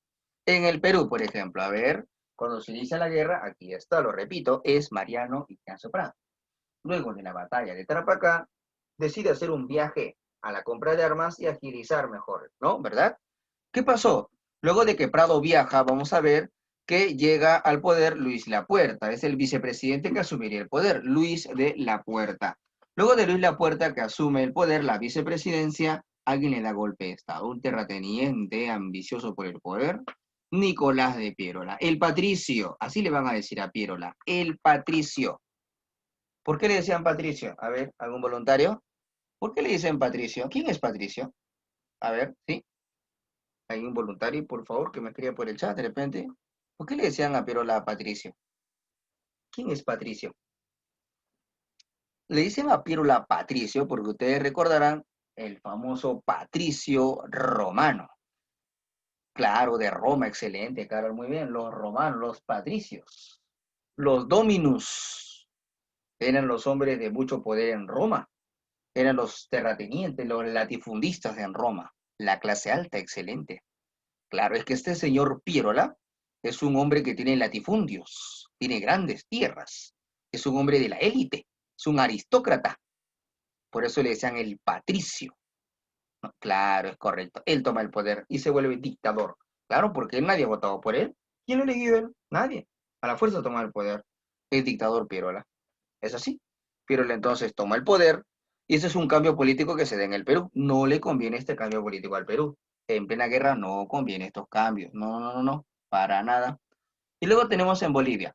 Cuando se inicia la guerra en Bolivia, el presidente era Hilarión Daza. Él es el que le subió el impuesto a Chile de 5 a 10 centavos. Él es el que va a iniciar la guerra contra Chile y luego arrastrará al Perú. Él es. Y a Daza le dan golpe de Estado. ¿Quién? Narciso Campero. Este es el militar que toma el poder. Y esto es una pregunta justo del material, pregunta 24. Tenemos en la pregunta 24, ¿verdad? Claro, excelente. La 24 que dice, el presidente boliviano Hilarión Daza, en el contexto de la guerra del Guano y el Salitre, fue depuesto por qué. La respuesta sería Narciso Campero. Muy bien. Entonces la pregunta 24, la clave sería C. ¿C de qué? C de cachimbo. Muy bien, C de cachimba. Ahí están las cachimbas. Está muy bien. ¿Y en Chile? ¿Qué pasa en Chile? El presidente cuando se inicia la guerra en Chile es Aníbal Pinto. Él es Aníbal, empresario, burgués, capitalista en Chile, expansionista. Y cuando él acaba su gobierno democrático, elecciones. Domingo Santa María, siguiente presidente de Chile. Esa es la gran diferencia. En Chile tenemos civiles, empresarios, estabilidad política. En Perú y en Bolivia, militares, caudillismo, inestabilidad. Esa es la gran diferencia. Y la guerra continúa. Ahora se van los chilenos a Tacna y Arica. ¿Por qué? Porque Tacna y Arica es en la zona de bastión militar, la zona de presencia de fortaleza militar, el cuartel general del Perú. Y el ejército peruano está en Tacna y Arica. Por eso Chile tiene como objetivo, 1880, vamos para Tacna y Arica. Y vamos a ver que en marzo se da la batalla de Los Ángeles. Y luego en mayo la batalla del Alto de la Alianza. La batalla del Alto de la Alianza, también llamada batalla de Tacna, es la última batalla donde participa Perú y Bolivia unidos. Luego de esa batalla, Bolivia se retira. Se retira Bolivia, sí, se retira Bolivia. Se va, te deja Bolivia. Problemas internos, rebeliones de nativos aymaras, crisis minera, Bolivia se retira. Perú queda solo, se pierde la batalla de Tacna o Alto de la Alianza. Los chilenos deciden hacer un saqueo en ese territorio de Tacna, destrucción, no respetan crímenes de guerra y continúa todo hasta la siguiente batalla, que es la batalla de Arica, donde antes de la batalla se le pregunta a Bolognesi si se puede rendir. Y dijo Bolognesi, tengo deberes sagrados que cumplir y los cumpliré hasta quemar el último cartucho. Finalmente se da la batalla de Arica, conocida como la batalla más sangrienta de toda la guerra. En esa batalla se inmola Alfonso Ugarte, protegiendo la bandera peruana para que no sea tomada por Chile en el Morro. Bolognesi también. Y esta batalla será considerada la batalla más sangrienta de la Guerra del Pacífico, donde al final de la batalla el general chileno Pedro Lagos dice lo siguiente: hoy día ni un cholo queda con vida. Este discurso con el objetivo de ¿qué? De rematar a los heridos peruanos. Luego de Arica, Chile continúa con su proyecto. ¿Qué plantea hacer Chile? Lo que quiere hacer Chile es primero iniciar una negociación. Miren, ¿ah? En julio del 80 se inicia la llamada negociación Lackawanna. Es una intervención de ¿quién? Estados Unidos. Estados Unidos está interviniendo económicamente aquí. Estados Unidos, ¿qué quiere? Quiere que la guerra termine. Porque si la guerra continúa y Chile gana, Inglaterra va a ganar en el fondo. Entonces Estados Unidos buscó poner fin a la guerra con la llamada misión Lackawanna. Pero en este intento de negociar una paz, vamos a ver que Chile se niega porque vamos a ver que le pedía mucho al Perú, pero el Perú no acepta, entonces fracasan las negociaciones. Excelente. ¿Fracasa por qué? Por por las pretensiones territoriales que tenía Chile. Buscaba tener demasiados territorios. Entonces la guerra continúa, muchachos. Y hay una pregunta en nuestro material acerca de esta intervención. A ver, me confirman. Hay una pregunta sobre la misión Lackawanna, sí o no. A ver si me confirman por el chat qué número de pregunta es. Claro, es la 25, ¿verdad? ¿Qué dice ahí? La expedición Lackawanna intervino en la guerra del Guano y el salitre representando los intereses de quién. La respuesta sería de los Estados Unidos. Es correcto, los intereses de los Estados Unidos. La clave sería respuesta 25B de beso. Muy bien. Entonces la guerra va a continuar. Entonces lo que va a hacer Chile es, en este caso, bloquear Lima. Va a bloquear los puertos, bloquea el puerto del Callao y luego de eso decide hacer un ataque al norte, la llamada Expedición Lynch. La Expedición Lynch es un ataque a la costa norte, porque Chile busca destruir nuestro aparato productivo del norte, dejarnos sin divisas, sin ingresos económicos.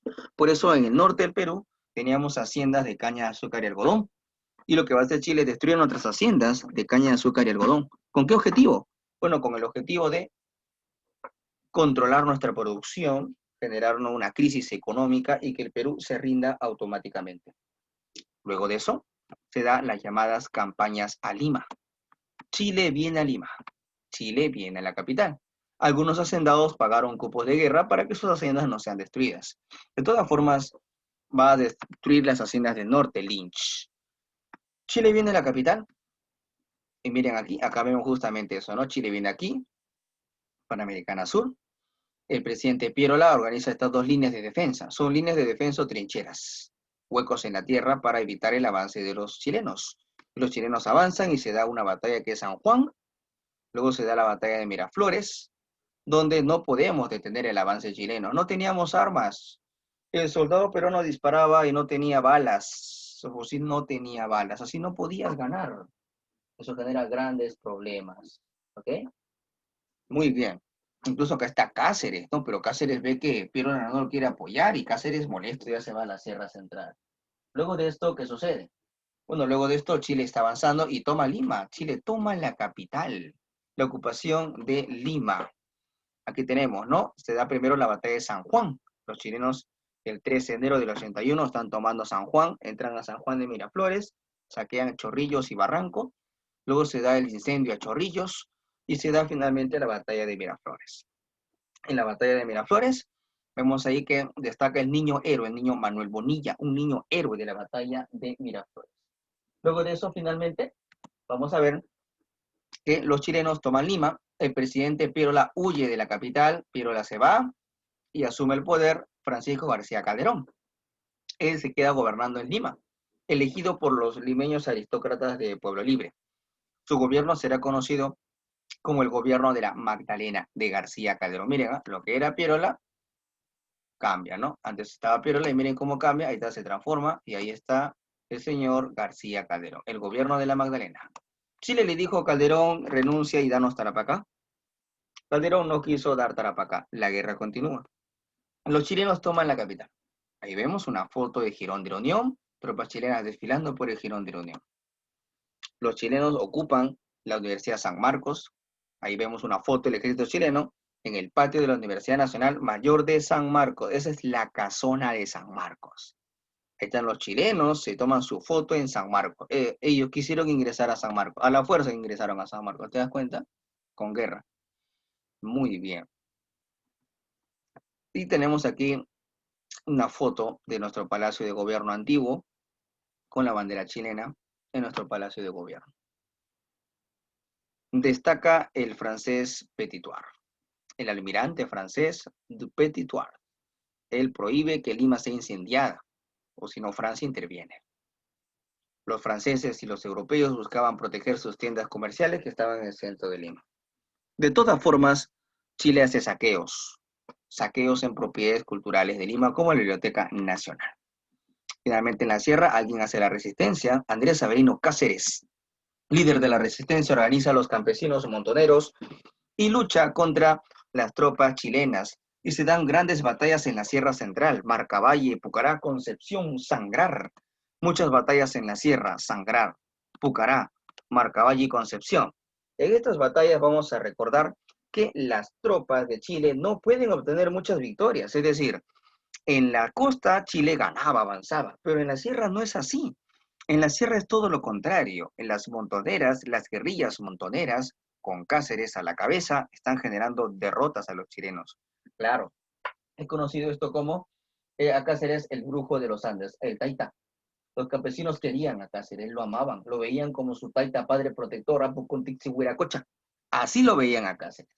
Él peleaba con puncho montado a caballo, chachando hoja de coca. Entonces, lógicamente, se había ganado el cariño, se había ganado el respeto. Es por eso que nadie lo detiene. Pero ¿qué pasó? Siempre ocurren problemas, siempre hay traidores. ¿Y qué sucede? Vamos a ver aquí que todo tiene su final. ¿Qué va a pasar, profesor? Fin de la guerra. Alguien va a organizar el fin de la guerra. ¿Quién? ¿Qué sucede? Bueno, vamos a ver aquí. Este señor llamado Miguel Iglesias, ¿qué hace? Miguel Iglesias va a hacer el famoso grito de Montán. Se rinde. El grito de Iglesias es el pedido de rendición para que acabe la guerra. ¿Por qué? ¿Por qué tiene que acabar la guerra? Lo que sucede es que el avance de Cáceres y las montoneras está generando que los campesinos están atacando también las tierras de los hacendados. Van contra las tierras de los hacendados y los hacendados del norte tienen temor, tienen miedo. Es por eso que van a pedir que se acabe la guerra, representados por el entonces general Iglesias del norte, hacendado cajamarquino, van a pedir que por favor acabe la guerra. Es por eso que vamos a ver que ante el pedido de los hacendados, Iglesias los representa y hace el famoso grito de Montán. ¿Qué es el grito de Montán? Es la rendición. Pero Cáceres se molesta y Cáceres, ¿qué dice? Continúa con la guerra. Finalmente se da, vamos a ver, la batalla de Huamachuco, que sería la última batalla de la guerra. Repito, Huamachuco, donde muere el coronel Leoncio Prado, conocido como Pradito, el hijo de Mariano Ignacio Prado. Muere aquí en Huamachuco. Luego de eso, ¿qué sucede? Bueno, se van a iniciar las negociaciones, Cáceres se mantiene con vida, pero se va a la Sierra Central, esperando su oportunidad. Se va a poner fin a la guerra y se firma el Tratado de Ancón, a cargo del presidente Miguel Iglesias. Se firma el Tratado de Ancón. Al firmarse el Tratado de Ancón, el Perú va a perder a perpetuidad Tarapacá, Tacna, y Arica por 10 años hasta que se haga un plebiscito, ¿verdad? Una consulta popular. El Perú pierde el guano, pierde el salitre, pierde el crédito internacional, hay una desmoralización de la población peruana, Iglesias asume el poder, se inicia el segundo militarismo. Y este segundo militarismo con Iglesias, también llamado después de la guerra, la reconstrucción nacional, establece un periodo en el cual el Perú tiene que recuperarse política y económicamente. Y esto lo inicia el presidente Miguel Iglesias. Él es el que inicia este periodo. Él es el que hizo el grito del Montán y toma el poder. Iglesias va a tratar de reconstruir el país. Organiza la reconstrucción de la Biblioteca Nacional a cargo de Ricardo Palma y la Casona de San Marcos a cargo de Francisco García Calderón. También durante su gobierno de Iglesias estalla una rebelión campesina, la rebelión en Ancash, a cargo de Pedro Pablo Atusparia, una rebelión contra los tributos, contra los gamonales abusivos terratenientes del Perú, ¿verdad? Y también con Iglesias vamos a ver que Cáceres se le opone, Cáceres le quiere hacer la guerra, y hace una guerra interna, una llamada guerra civil. Cáceres contra Iglesias. Se va a dar finalmente la batalla de la Guaripampa, conocida también como la Guaripampeada. En esta Guaripampa o Guaripampeada, vamos a ver que Cáceres finalmente logra que Iglesias renuncie, abdique. Y es así como Cáceres tomará el poder. Se inicia el gobierno de Cáceres. El brujo de los Andes llega a la política. Tiene un partido llamado el Partido Constitucional. Con este partido ha llegado al poder. Su mayor problema, pagar la enorme deuda externa. Deuda que se ha arrastrado desde el contrato Dreyfus incluso. Y se va a tener que hacer otro contrato. El contrato Grace. El contrato Grace establecía darle privilegios a empresas inglesas a cambio de pagar nuestra enorme deuda externa. ¿Cuáles son estos privilegios?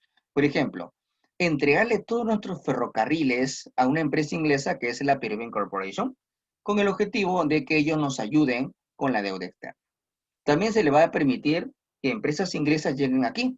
La London Petroleum Company, una empresa de capital inglés para explotar el petróleo del Perú, de la zona de La Brea y Pariñas, en el norte, en Talara.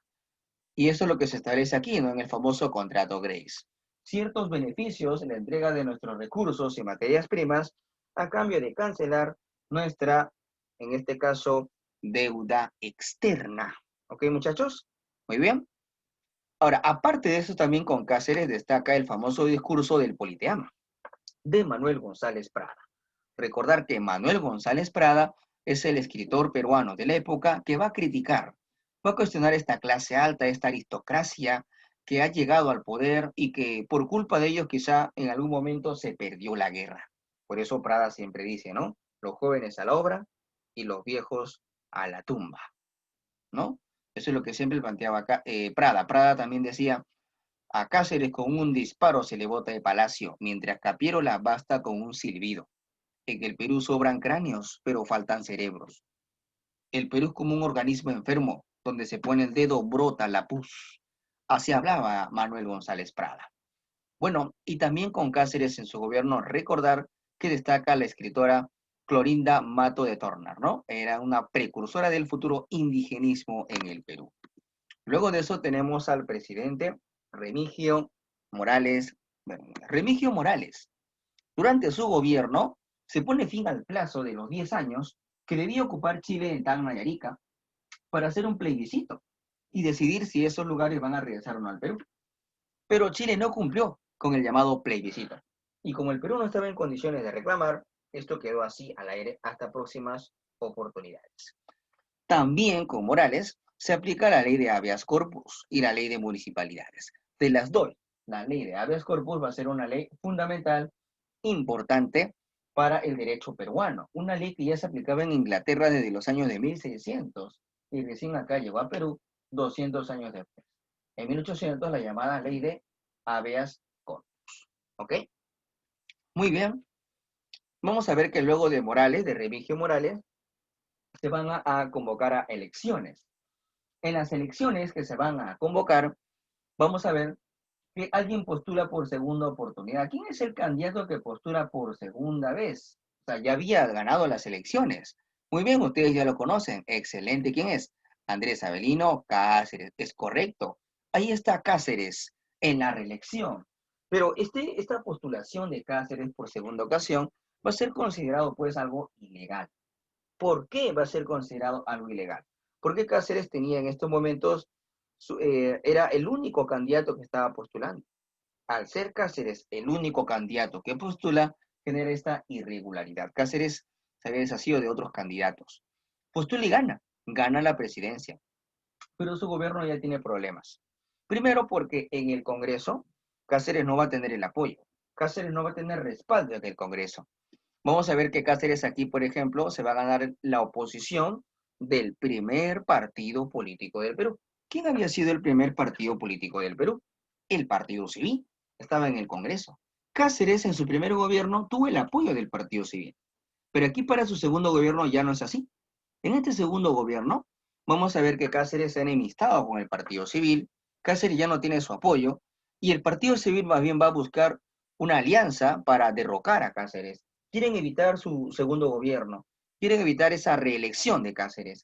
Y es por eso que a quién van a convocar o a quién van a buscar. Ustedes seguramente recuerdan y conocen.